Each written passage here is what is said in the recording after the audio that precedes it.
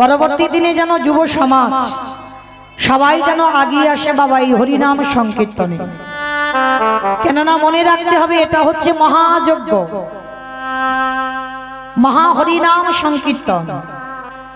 আমরা দুর্গা পূজা করি, কালী পূজা করি, লক্ষ্মী পূজা করি, সরস্বতী পূজা করি, সেটা সার্বজনীন, মানে সবার সার্বজনীন দুর্গা উৎসব। কিন্তু এই মহাপ্রভুর হরিনামকে বলছে মহা উৎসব, মানে সব থেকে বড় মহা উৎসব। তো যাই হোক, কীর্তনের প্রারম্ভে আমার মতে বাবা, কারোর মত নয়, আমার মতে মনে হয় সবার আগে যাদের উদ্যোগে কীর্তন হয়, যাদের আয়োজনে কীর্তন হয়, তাদেরকে প্রণাম জানানো সবার প্রথমে উচিত। কেন? আগে জানতে হবে বাবা, মনে রাখতে হবে সবাইকে, এটা কলিযুগ। আর এই কলিযুগে যাগযজ্ঞ নয়, ব্রত পূজা নয়, ধ্যান তপস্যা নয়। কেউ যদি বার ব্রত না করো, কেউ যদি পূজা অর্চনা না করো, কেউ যদি যাগযজ্ঞ না করো, কেউ যদি ধ্যান তপস্যা না করো, আমার চৈতন্য মহাপ্রভু বললেন কলির মানুষের তাতে অসুবিধা নাই। কিন্তু মনে রাখতে হবে প্রত্যেকটা মানুষকেই এই হরিনাম সংকীর্তনের আশ্রয় করতে হবে। কেন? হরির নাম হরির নাম হরির নামৈব কেবলম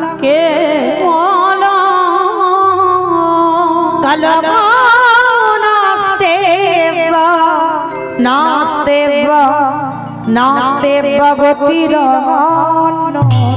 গতির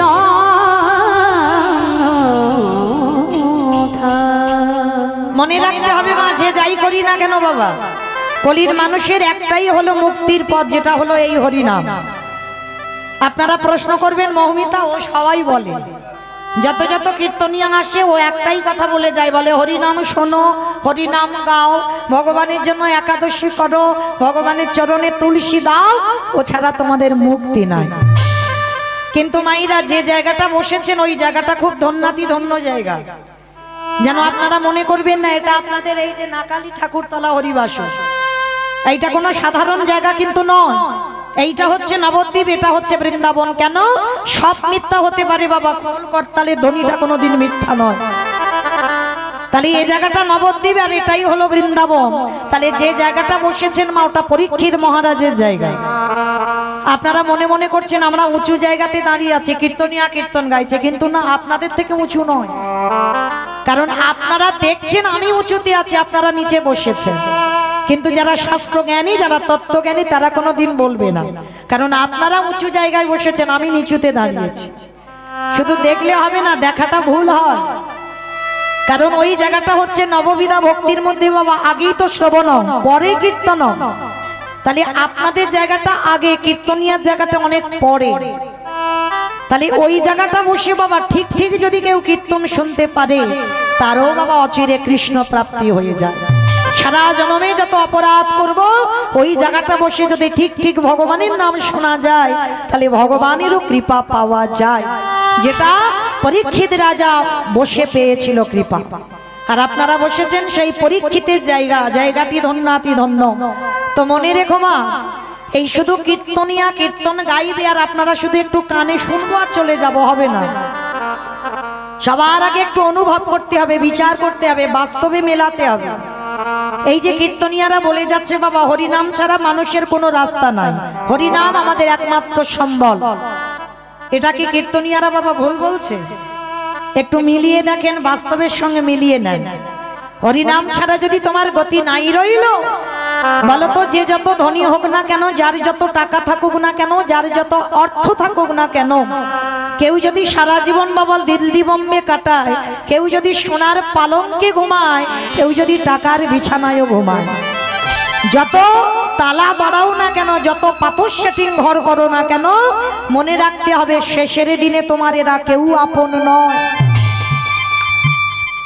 এইটা যে যত তাড়াতাড়ি জানবে বাবা, তত তাড়াতাড়ি তার মঙ্গল হবে। কেউ তোমার নয়, সব দুদিনের জন্য এসেছো। এই যে মা 3 ঘন্টার জন্য আমি এই হরিবাসরে দাঁড়িয়েছি না, 3 ঘন্টা হলে পাওনা করি নিয়ে চলে যাব। তাহলে আমি যদি বলি যে আজকে আমি সারা রাত কীর্তন গাইবো, কালকেরও কীর্তন গাইবো, হবে কি? হরিবাসর থেকে নামিয়ে দেবে, আবার তো কালকে পরবর্তী সব দল আছে। তাহলে আমি থাকবো বললে থাকা হবে না। ঠিক তদ্রূপ সংসারটা হচ্ছে আমাদের একটা নাটকের মঞ্চ। কেউ বাবা হলাম, কেউ দাদা হলাম, কেউ মা হলাম, কেউ ভাই হলাম, কেউ বন্ধু বান্ধব হলাম। কিন্তু যারে যখন ওই অভিনয় শেষে হবে, সবাইকে ফেলে রেখে একা চলে যেতে হবে। কি গো, যেদিন এসেছিলে তুমি কাউকে সাথে নিয়ে এসেছো, একা এসেছিলে। আর যেদিন তুমি চলে যাবে ভব ছেড়ে, সেদিনও তুমি একাই যাবে। তাহলে কিসের এত গরব, কিসের এত অহংকার, কিসের এত আকলে বসে থাকা? সবাই শুধু ছেলে আমার, মেয়ে আমার, জায়গায় আমার, জমি আমার, বন্ধু আমার, বৈভব আমার। কিন্তু মনে রেখো ভাই, একেবারে যদি বাঁশি বেজে যায়, পড়ে থাকবে তোমার সরকারি খামার। এসেছো একা, তুমি যাবে একা। তাহলে সাথে যাবে কি? তোমার কর্মফল। কর্ম ছাড়া তোমার সাথে আর কেউ যাবে না। মা যত আগলে বসো না কেন, যত তুমি কৃষ্ণ ভজন ভুলে যাও না কেন। অনেক মায়েরা বলে না কখন করব, ছেলে পুলে মানুষ করবো না, রান্না বান্না করব না, আবার হরি নাম করব। কিন্তু মনে রেখো, হাতটা দিয়েছে কাজ করার জন্য। এই জিহ্বাটা আজে বাজে কথা বলার জন্য নয়, এই জিহ্বাটা কৃষ্ণর নাম বলবার জন্য দিয়েছে। কিন্তু আমরা মনুষ্য জীবনে এসে বাবা ভুলে গেছি। সবাই বললাম আমরা হব কৃষ্ণ দাস, আর হয়ে গেলাম আমরা মায়ার দাস। কিন্তু মনে রেখো মা, শেষের দিনে তোমার কর্ম সাথে যাবে। কোন কর্ম? কতদিন বাবা তুমি সাধু সঙ্গ করেছো, কতবার গুরুচরণ আশ্রয় করেছো, কতদিন ধরে তুমি একাদশী করছো, কতদিন তুমি তুলসী তলায় জল দিয়েছো, কতদিন বাবা তুমি মহৎ কাজে যুক্ত আছো। এই ভালো ভালো কর্ম তোমার সাথ দেবে, আর তোমার কেউ সাথে যাবে না। তবে আমি মৌমিতা একটা গ্যারান্টি দিতে পারি, আর একজন তোমাদের সাথে যাবে। শুধু তোমাদের নয়, এখানে যারা দাঁড়িয়ে আছো, বসে আছো, আমি কীর্তনী আমার সম্প্রদায়, সবার সাথে একটা জিনিস যাবে।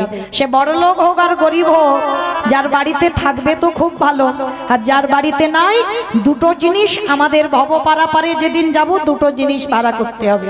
একটা হলো খোল, আর একটা হলো করতাল। আর পিছনে বাজাবে না, বলো হরি, বলো হরি। কি মাইরা আপনাদের এই নাকালিতে হয়তো খোল করতাল বাজে মানুষ মরে গেলে? আচ্ছা, এই জায়গাটা একটু ভালো করে বিচার করেন, কেন বাজাবো খোল করতালটা? কেন বাজাবো? ঠাকুর বিসর্জন করতে যাচ্ছ, তখন তার বেলা তো বড় বড় ডিজে বাজাচ্ছ না? কি মা আপনাদের নাকালি বাজে তো, ডিজে বাজে, মানে এমন বাজবে বাবা যেন হার্ট ব্লক হয়ে যাচ্ছে, তাই না? তাহলে ঠাকুর বিসর্জনে যাচ্ছ, সেটা তো মা। তাহলে মাকে যখন বিসর্জন দিতে যাচ্ছ, তখন তুমি ডিজে বক্স বাজাচ্ছ। আর যেদিন আমাদের দেহ বিসর্জন হবে, একটা লরিতে করে বাবা ডিজে বাজাতে বাজাতে গেলে হতো না? নিশ্চয়ই হতো। তাহলে হচ্ছে না কেন? এই জায়গায় দাঁড়িয়ে শিক্ষা পেতে হবে। তুমি যত নাচা কোনা করো না কেন, শেষের দিনে তোমার কেউ সাথে যাচ্ছে না। তাহলে যাচ্ছে কে? এই হরি নামে যাবে। আমাদের পচা দেখো, দেবো যারে, যেদিন তুমি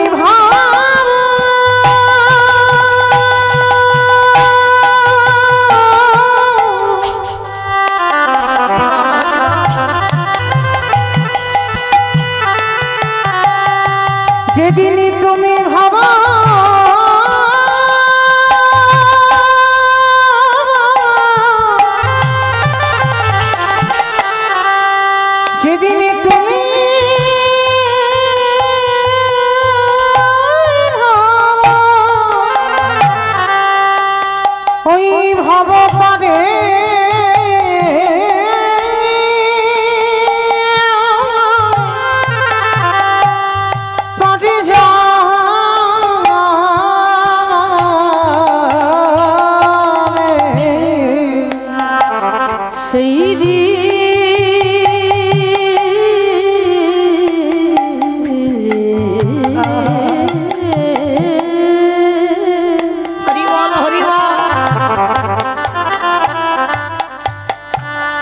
সেই দিনে নামে যাবে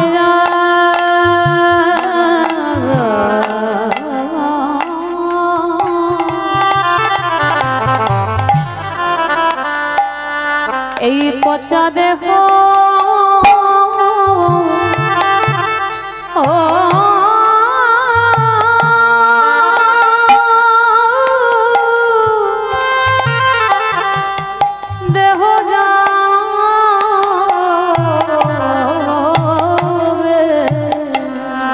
ও ভাই তোমার সেদিন সঙ্গের সাথী কেউ হবে না, যেদিন খাঁচা ছেড়ে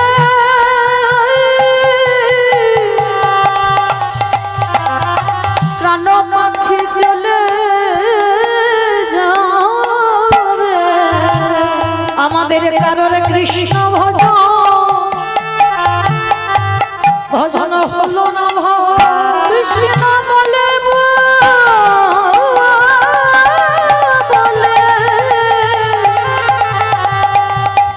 এইভাবে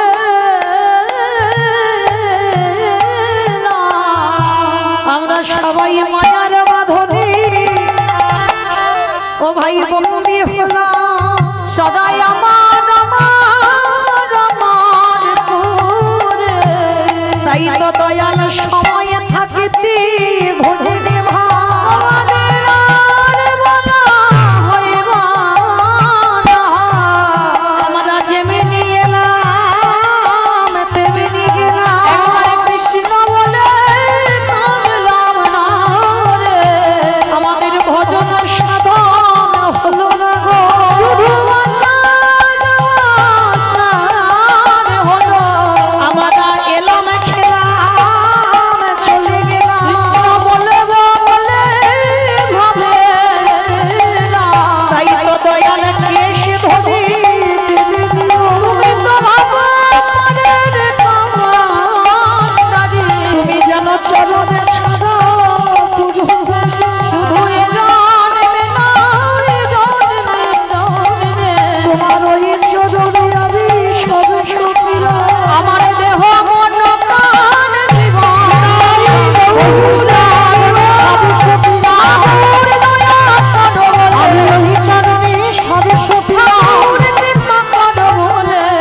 সেদিন নামে যাবে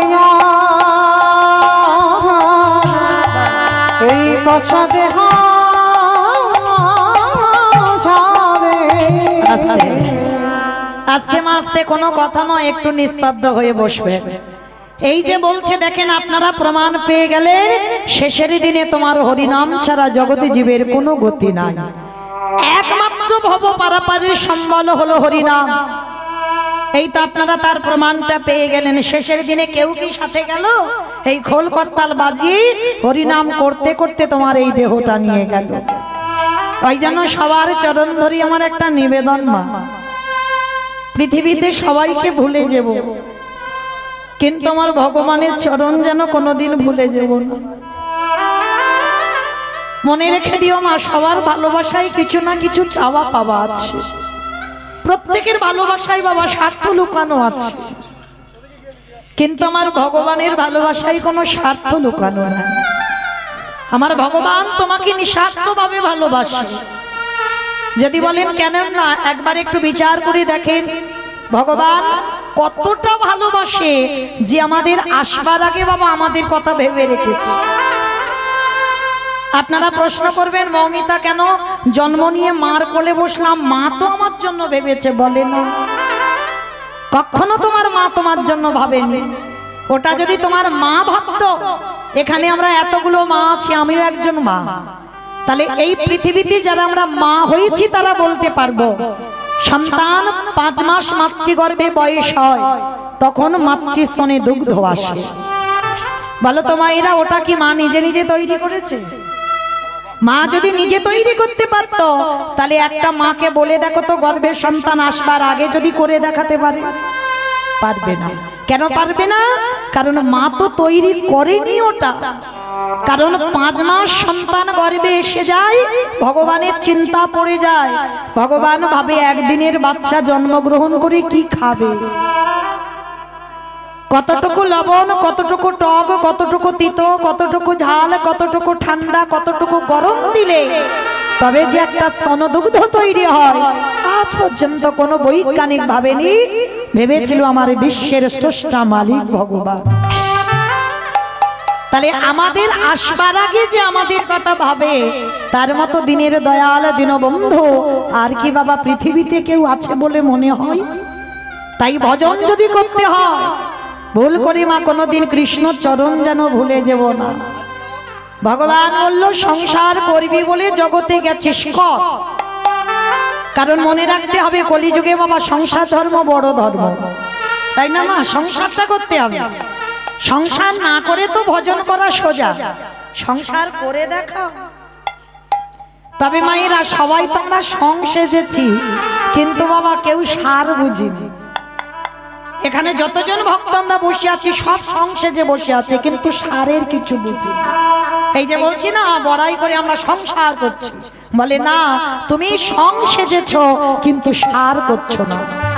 তাহলে সারটা কি এটাই জানতে হবে। সংসার করলে হবে না মা, সংসার করার নিয়ম আছে। সংসার করবে কি করে জানো? আমার ঢেকি ঢেকি দেখেছো? ঢেকি দেখেছো? এখন আর দেখা যাক না, এখন তো ঘরে ঘরে মিক্সচার মেশিন হয়েছে। হ্যাঁ, মিক্সচারে চাল কোটাচ্ছি, কিন্তু আগেকার দিনে মায়েরা সেই যে পৌষ সংক্রান্তি পিঠে পুলি হবে না, আগে থেকে গিয়ে বাবা আমরা গ্রামাঞ্চলের মা কি করতাম, ওই ঢেকিতে গিয়ে চাল কোটাতে যেতাম, আর সেই চাল এনে বাবা সেই গুড়ি এনে পিঠে পরমান্ন কত কিছু রন্ধন করে দিতাম ছেলে পুলেদের। তো এই যে যারা ঢেকি দেখেছো, দেখবেন মা ঢেকিতে দুইজন পাত দেয়, দেয় না? যারা দেখেছেন, আর দুইজন পাত দেয়, দুজন হোক বা একজন হোক, আর একজন ওই গড়ের কাছে বসে ওই চালটা একবার করে ঘুরিয়ে ঘুরিয়ে দেয়, কি মা দেয় কিনা? কিন্তু ঢেকিতে ওই যে দুজন পাত দিচ্ছে একটা একটা তালে তালে পড়ছে দেখেন, আর ওই একজন গড়ের কাছে বসে ওই চালটাকে ঘুরিয়ে ঘুরিয়ে দিচ্ছে। এমন সময় সংসারী মা সংসারের কাজ ছেড়ে চাল কুটাতে বসেছেন, স্বামী এসে বলছে হ্যাঁ গো আমি তো কাজে যাব, রান্না বান্না কিছু করেছো নাকি কাজ করতেই ব্যস্ত? তার স্বামী কথা শুনে স্ত্রী বলছে ও স্বামী একটা কাজ করো, আজকের আমার বড্ড কাজের চাপ, তুমি ওই টেবিলে রাখা আছে তুমি একটু বেড়ে খেয়ে নাও। আবার একটুখানি পরে ছেলে এসে বলছে ও মা স্কুলে যাব, জামা কাপড় কই? বলে বাবা ওই আলনাতে গুছিয়ে রেখেছি, একটু বাবা তুই আজকের পরে নে, আমার খুব কাজের চাপ। এতগুলো কথা বলছে, বলে তোমার মনটা কোথায় আছে? বলো বলো বলো। হ্যাঁ, ঢেকির গড়ে আছে। মন কিন্তু ছেলের দিকে নেই, মন স্বামীর দিকে নেই, মনটা রেখেছি ঢেকির গড়ে। তো যারা যারা সংসার করছি আমরা ওই ঢেকির গড়ের সমানে ভগবানের চরণ। ভগবান বললেন কলির জ্ঞান ভজি, তোরা যারা সংসারে হাবুডুবু খাচ্ছি, দেহটা দিয়ে দে ছেলে পুলেদের কাছে, এই দেহটা দিয়ে দে স্বামীর সংসারে। তবে খবরদার যেন মনটা ছেলে ওই নাতি পুতিদের কাছে দিয়ে দিস না, কারণ বাবা একবার যদি ঢেকির গড় থেকে মনটা ওই বউটার চলে যেত স্বামীর দিকে বা ছেলের দিকে, তাহলে কি হতো? ঢেকিটা হাতে পড়তো, আর হাতে পড়লে হাতটা ভেঙে যেত। তাহলে ভগবান বলছে সংসারে যারা করছো দেহটা দাও স্বামীর কাছে, দেহটা দাও ছেলে পুলির কাছে, আরে মনটাকে রেখে দাও ওই গড়ের সমানে গোবিন্দের রাতুল চরণ। যত যত ভক্তরা এইভাবে সংসার করতে পারবে তাদের অচিরে কৃষ্ণ প্রাপ্তি হবে। তাই রবুল হরিবল হরিবল হরিবল।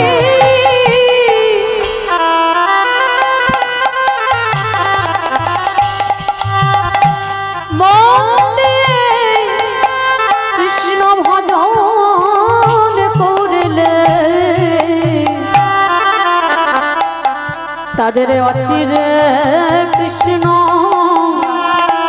প্রাপ্তি হবে।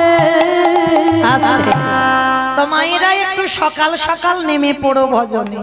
কেন জানো? শিশুকালে কৃষ্ণ ভজে কৃষ্ণ পাবার আসে, কৃষ্ণ পাবার আসে।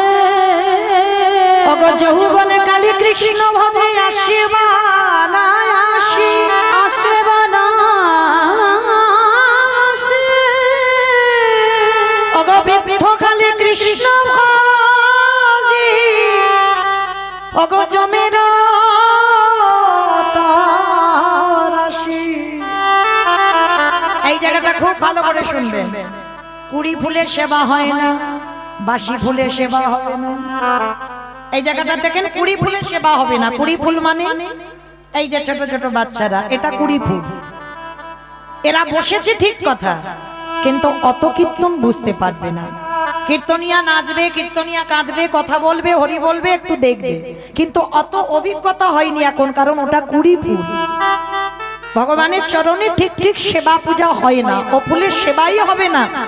কি মায়েরা গাছ থেকে 20 ফুল তুলে ভগবানের চরণে দিতে আছে? দিতে নেই। তাহলে আবার দেখবেন যে ফুলটা গাছে ফুটে পড়ে গেছে বাসি ফুলে, ওটাও সেবা হবে না। আর বাসি ফুল সম দন্ত পড়ে যাবে, চুল পেকে যাবে, চামড়া আলগা হবে। কি গো, তখন স্নান করে ঠাকুর ঘরে গিয়ে আহ্নিক করতে বসবে, কখন ঘুমিয়ে পড়ে গেছে। একটু বসে বাবা ভগবানের নাম করবে, পা ঝিঝি ধরে গেছে, বদনে দাঁত তো নেই, সে হরি বল যে বলবে, হরি বল হচ্ছে না, হবি বল হয়ে যাচ্ছে। তাহলে ওটা বাসি ফুল, ও ফুলে গোবিন্দ সেবা হবে না, তৃপ্তি পাবে না। সেবা হবে কিন্তু ঠিক ঠিক ভালো তৃপ্তি পাবে না। তাহলে সেবা দিতে হয় কোন ফুল? আজকের গাছে যে ফুলটা ফুটেছে। আর আজকের ফোটা ফুল সম আমাদের যৌবনকাল। যৌবনকাল মানে কোনটা বোঝালো মা? যখন তুমি দাঁড়াবার শক্তি থাকবে, যখন তোমার দুটো হাত চলবে, যখন তুমি কানে শুনতে পাবে, চোখে দেখতে পাবে, জিহ্বায় বলতে পারবে, তোমার সর্ব ইন্দ্রিয়, 10টা ইন্দ্রিয় তোমার সবল থাকবে, তোমার বল ক্ষমতা থাকবে। আর ওই সময় ভজন করে যত তৃপ্তি পাবে, তুমি অন্য কোনো সময় অত তৃপ্তি পাবে না। ওই জন্য গোবিন্দ আমার বারবার বলছে শাস্ত্রে, আমি যৌবন বড় ভালোবাসি। বাহ্যিক জগতে যৌবনের কথা বললে হবে না বাবা, দেহতত্ত্বে এসো। ভগবান বলছে আমি যৌবন বড় ভালোবাসি। আর যার জন্য আমার গোবিন্দ যখন বৃন্দাবন থেকে মথুরায় চলে গেল কংস নিধন করে, আর তো ফেরেনি ব্রজে। রাধারানী 100 বছর বৃন্দাবনে বসে বসে কাঁদছে। আরে কেঁদে কেঁদে বলেছিল, সজনী রে,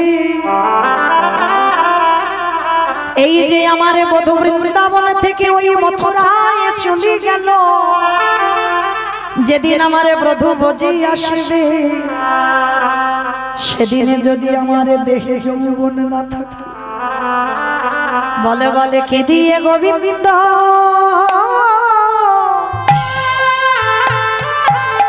গোবিন্দ সেবা দিব, আমার যৌবন যদি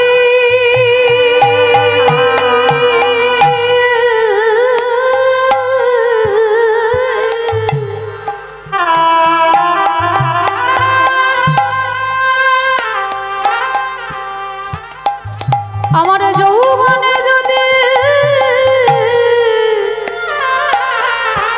যদি ফুরায়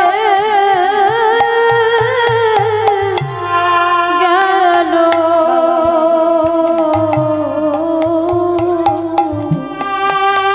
ললিতা একবার বলে দে,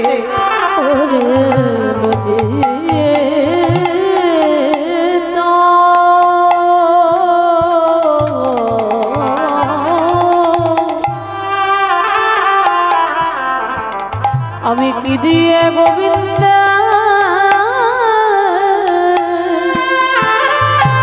সেবা করিব। তাহলে মায়েরা চরণ ধরি বলি, সময় থাকতে থাকতে আমার ভগবানকে যেন ভুলে যাব না। কেন জানো আমি এত বড় কথা বলছি? আমার ওই ছেলেটা একটু ভালোবাসার কাঙাল গো। এই যে এত সুন্দর দেহটা আমাদের গড়ে দিয়েছে, তুমি এত ভালো ভালো জিনিস খেতে পাও, যা কিছু করো সবটাই তো আমার ভগবানের দেওয়া দান, সবটাই তো আমার ভগবানের দেওয়া সম্পদ। তাহলে তাকে কি ভুলে গেলে হয় গো? কারণ ওই ছেলেটা কোনোদিন বলেনি আমায় শ্বেত পাথরের মন্দির গড়ে দেই, কোনোদিন বলেনি আমায় রজনীগন্ধার মালা দিয়ে সাজা, কোনোদিন বলেনি আমায় দামি দামি ফল মিষ্টির ডালা দে। এগুলো আমার ভগবানের চাহিদা নয় গো। ভগবানের চাহিদা কি জানো? ওরে কলিরি জ্ঞানন্ধজি, সারাদিন তোরা সংসারের কাজ করে যা, আমার অসুবিধা নাই, সংসার তো করতে হবে, কর্ম না করলে বাবা খাবো কি? কর্ম করতে হবে, কিন্তু সারা দিনের মধ্যে একবার আমার চরণে বসে। যদি একবার কায় মনোবাক্যে বলতে পারে কৃষ্ণ তোমার হলাম বলে, আমারে বলতে যা কিছু আছে তোমার চরণে দিলাম বলে, যদি একজন ভক্ত নয়ন জলে ভাসিতে পারে, আমারে ভগবান বলে তারে কি করি জানো, আমি পৃথিবীর যেখানে থাকি না কেন, ভক্ত যদি কাঁদা প্রাণে ডাকে, আমি তারে ভিতরে বাহি দুটো আলো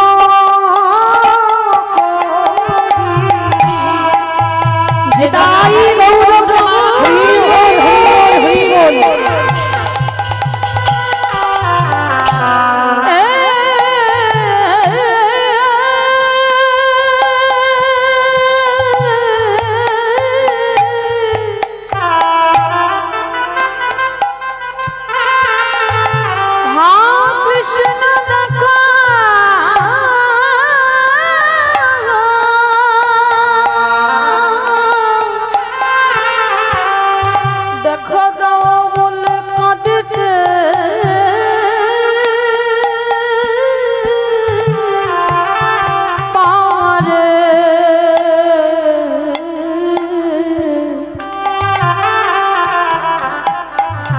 ভিতর বাহিরালো। আপনারা বলবেন মৌমিতা এত কাঁদি কই কৃপা তো হয় না। সাধিতে সাধিতে যদি কৃষ্ণ কৃপা করে, এ জন্মে না হয় জন্ম জগন মন্তরে।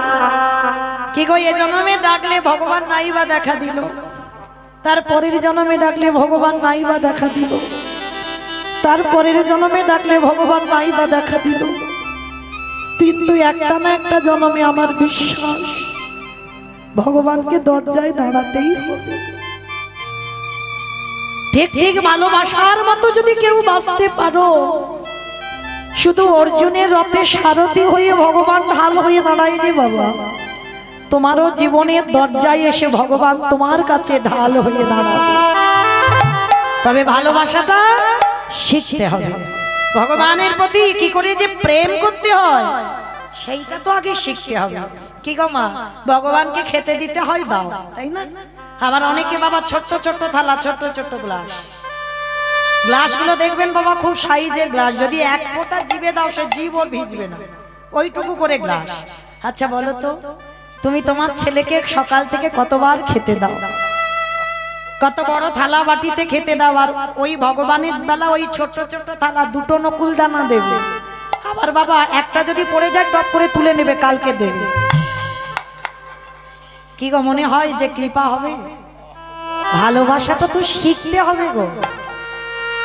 তুমি আসন পেতেছো, তোমার স্বামীকে ডাকলে কি গো খেতে বসো, আসন পেতেছো, ছেলেকে ডাকছো খোকা খেতে বস, ভাত বেড়েছে, কি বলো তো মা, গ্রামাঞ্চলের মায়েরা বলে। কিন্তু ভগবানকে যখন খেতে দাও কোনোদিন ডেকেছো? আসন পেতে কোনোদিন বলেছো কিরে, যে যেভাবেই ভালোবাসো, কেউ যদি বন্ধু রূপে ভালোবাসো, কেউ যদি পুত্র রূপে ভালোবাসো, কেউ যদি তুমি ভগবানকে স্বামীর জায়গায় বসাও, যে যেভাবে ভালোবাসবে, ভগবান বলছে যে যেভাবেই ডাকবে আমি তার কাছে তেমন ভাবে যাই। কই ভগবানকে বসিয়ে কোনোদিন বলেছো কিরে এইরকম মায়ের সামনে কাঠ হয়ে আছিস, পাথর হয়ে আছিস, মাটি হয়ে আছিস, ভালো লাগে, আয় বস, খেতে বস? বলতে হবে তো।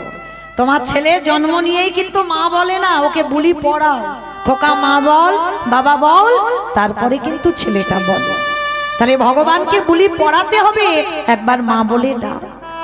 এই বলতে বলতে না একটা না একটা দিন, আমার বিশ্বাস, আমি হরিবাসরে বলে যাচ্ছি, কোনো না কোনো দিন স্বপ্নের ঘরেও, কারণ আমরা পাপিষ্ঠ জীব তো সাক্ষাতে ভগবান দেখবো না, কিন্তু একদিন না একদিন তুমি স্বপ্নের ঘরেও তোমাকে দেখবে কে যেন মন্দিরে বসে মা বলে ডাকে।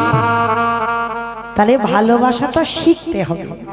তো চলেন, এই যারা এই এক জায়গা করার জন্য যাদের আয়োজন, এই দেখেন আমরা কীর্তনিয়ারা এই যে আপনারা ভক্তরা সবাই যে একত্রিত হয়েছে, এইখানে বাবা যদি যাত্রা নাটক হতো মাঝখান থেকে খুঁটি বাঁধা হতো, হতো না? একদিকে নারী একদিকে পুরুষ, তাই তো? কিন্তু দেখেন মহাপ্রভুর হরিনামে এমনই একটা রস আছে, নারী পুরুষ ভেদাভেদ নয়, সব একাকার। কারণ এই জায়গাটা এমন একটা ধর্মের জায়গা, এখানে কোনো বাঁশ বাঁধতে হবে না, খুঁটি বাঁধতে হবে না। কারণ এখানে তো কেউ নারী নয়, কেউ পুরুষ নয়, আমাদের একটাই পরিচয়, কেউ নিচু জাত কেউ উঁচু জাত নয়, আমাদের একটাই পরিচয়, আমরা সবাই হলাম কৃষ্ণ চরণের দাস। ওই জন্য সব একাকার হয়ে আছি, দেখেন কোনো ভেদাভেদ নয়। তো চলেন, যারা এই আয়োজনটা করেছেন, জানেন মা বহু বহু জেলাতে কীর্তনে যায়, এমনকি ভারতের বাইরে বাংলাদেশেও যেতে হয়।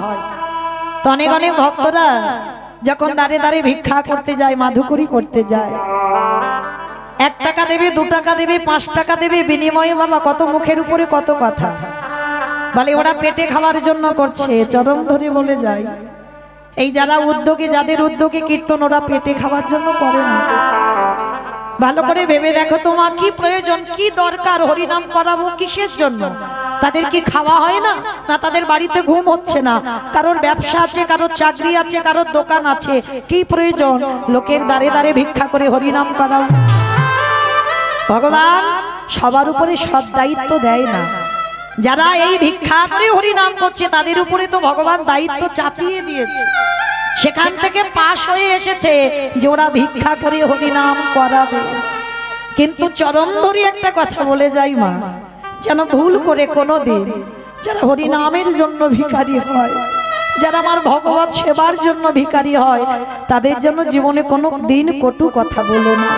ভগবান বলছে আমাকে ভালোবাসুক না, চিন্তা নেই, আমাকে দরকার নেই ভালোবাসা, কিন্তু আমার ভক্ত প্রাণে যেন কোনোদিন আঘাত না হয়। আর যদি আপনার কোনোদিন কথায় কোনো ভক্ত কষ্ট পায়, দুঃখ পায়, তাহলে সেই আঘাতটা আমার ভগবানের শ্রী অঙ্গে লাগে। তাই চরণ ধরে বলছি, দিতে ভালো লাগবে না, দেবে না, কিন্তু ভুল করে কটু কথা যেন বলো না, কারণ সেটা আমার ভগবান সহ্য করবে না। আর ওই যে বললাম কর্মফল, তাহলে তাকে ভোগ করতেই হবে, ছাড়বে না, কোনো দিন ছাড়বে না ভগবান কর্মফল।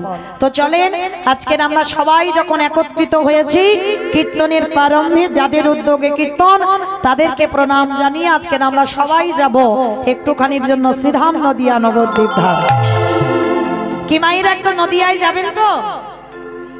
সবাই যাবে? হাই ভগবান, সবাই যদি চলে যায় কীর্তন হবে কাকে নিয়ে? হরি বল, কেউ যাব না কেন? এখন কটা বাজে?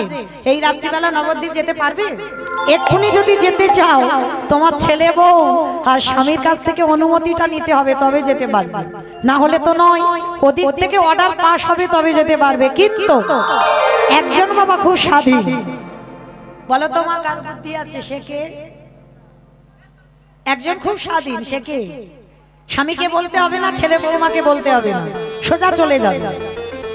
কে জানো? এইটুকু জানো না, মন। মন মন হচ্ছে খুব স্বাধীন। এক্ষুনি এইখানে আপনাদের নাকালিতে দেহটা থাক, চোখটা বন্ধ করে মনে করো একটু সুরধ্বনি গঙ্গায় ডুব দেব, একটু যাব মায়াপুর ইস্কনে আমার রাধা মাধবকে দর্শন করব, একটু মনে করো সোজা চলে যাবে। যত বাবা প্লেন মানে ফ্লাইট তাড়াতাড়ি যাক না কেন, মনের থেকে নয়, চোখ দুটো বন্ধ করে মনে করো বৃন্দাবনে বাঁকে বিহারী লালকে দেখবো, সোজা মন সেখানে চলে যাবে। তাহলে মন দ্রুত, তাহলে থাক বাবা সব ছেলেপুলে মানুষ করুক দেহগুলো, আর মনগুলো নিয়ে যাব সেই সুরধ্বনি গঙ্গার তীরে। কেমন? আর সুরধ্বনি গঙ্গার তীরে গিয়ে লক্ষ্য করব, যিনি সত্যতে নারায়ণ, ত্রেতাতে রাম, দাপারে কৃষ্ণ, কলিতে হলো গৌরাঙ্গ। কি মায়েরা জানো তো?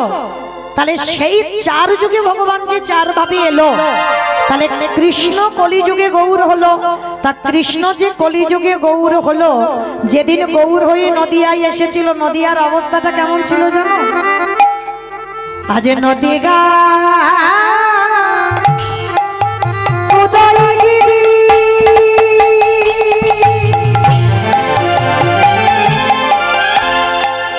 পরিণত চন্দ্র গৌর হরি নদিয়ায় উদয়গিরি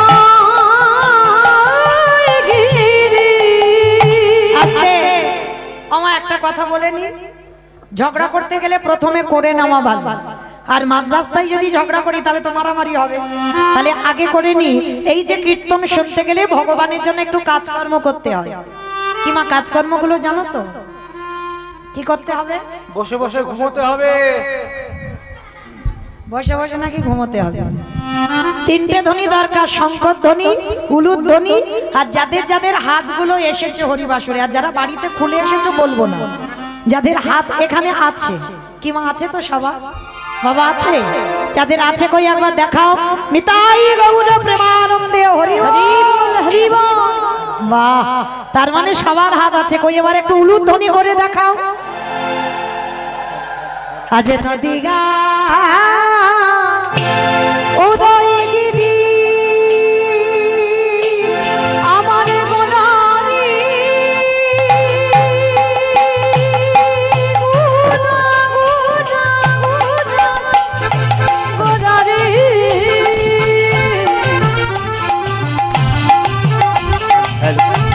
গোলা গোলা গোলা গোলারি গোলা গোলারি।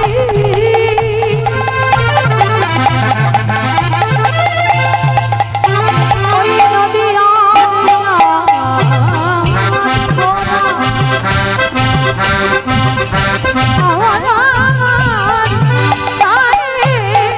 নিতাই গৌর প্রেমানন্দে হরি আজ নদিয়ায়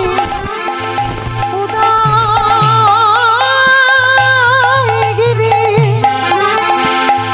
আর পূর্ণচন্দ্র গৌরে হরি আজ কৃপা করি হইল কৃপা করে